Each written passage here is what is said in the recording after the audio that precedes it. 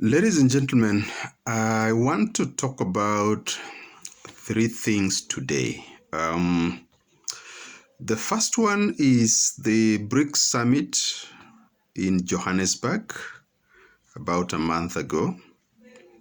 The second one is the meeting of the G20, where the African Union was made a permanent member of the G20. And the third one is an article by a professor of international relations, Professor Brett L. Carter, who I surmise from the name is an American scholar. And the reason I want to talk about these three things is because in all these related themes, Africa, whether one is talking about individual African nations or one is talking about the African Union, seems to have played an important role either as a facilitator of the particular conversations or as one of those entities whose presence in these high-level meetings was perceived to be important. Now, in my last video, I did mention two concepts that can help you to navigate what is going on in the world today. And those two concepts are, of course, these are realism-related concepts, that of band wagoning in international relations, and that of balancing. These two concepts are related, and if you happen to listen to my video, you will understand why. The fourth thing that I'll look at is something called the non-aligned movement. This is a flashback from the 1950s, and I will try to link these things together, and then we see what kind of conclusions one can drive from this conversation.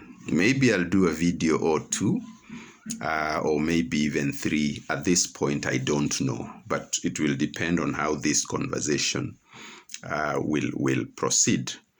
So during the BRICS summit in Johannesburg, the most recent BRICS summit, of course, the BRICS gave a declaration, which in my last video I spoke about, and which, of course, I questioned the extent to which it is a revolutionary document, or whether it is just meant to tinker a little bit with the current global order without fundamentally changing the distribution of power in the system.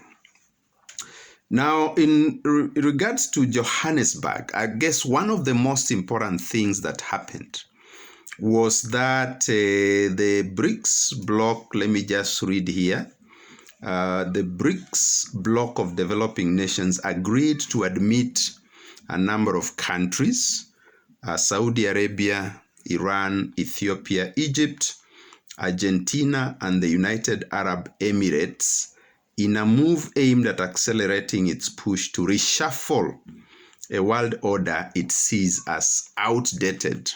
Okay? Mark those words because they're important in this conversation.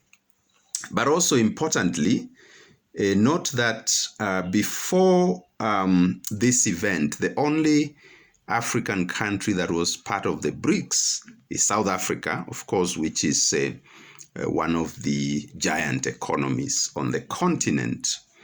But now we also have Ethiopia, which for many years now has been seen to be one of the kind of very fast-growing economies in the eastern Horn of Africa. And Egypt, which is also one of the large economies in Africa. That is also very, very significant. So let's leave the BRICS and the BRICS summit that happened in South Africa just a while ago. Let's now focus on the second event. And this is that the African Union was made a permanent member of the G20 in its last convening in Delhi, India. And I just want to read a little bit here. The African Union has been made a permanent member of the G20 in a move that has been broadly welcomed in terms of giving the continent an important voice on key global issues. Just reading here. The G20 represents around 85% of global GDP and 75% of global trade, as well as 2/3 of the world's population prior to the AU joining. The important set of facts there. I like it because sometimes in these conversations, depending on what needs to be expressed or communicated, you are not told about, the normal conversations about Africa being the poorest continent, Africans being the poorest people in the world.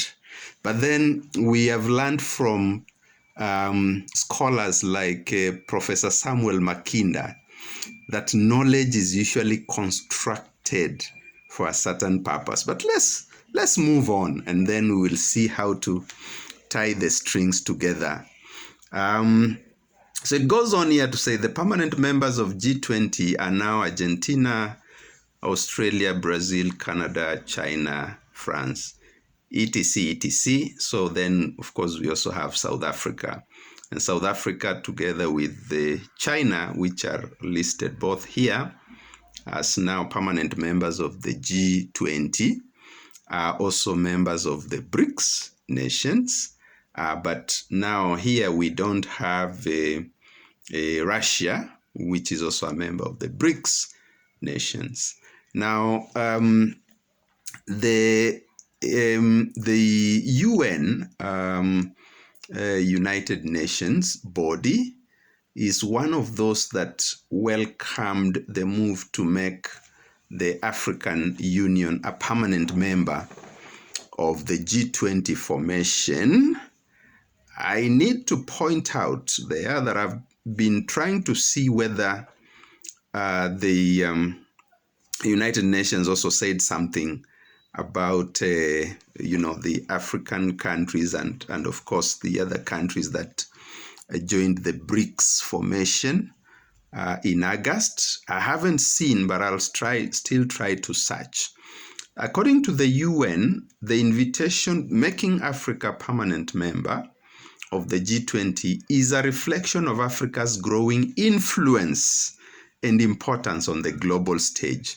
Another very, very important line there as we try to look at these three issues and then try to make a linkage so that one can try to understand exactly what is going on. So those issues that I've brought up are the BRICS summit, the AU becoming a permanent member of G20, the article by Professor Brett L. Carter, and the last thing which I'll be looking at is the idea of non-alignment, which is a throwback to the 1950s. Ladies and gentlemen, here we encourage people to read, especially the young ones, We will see you in my next video in this series. Thank you very much.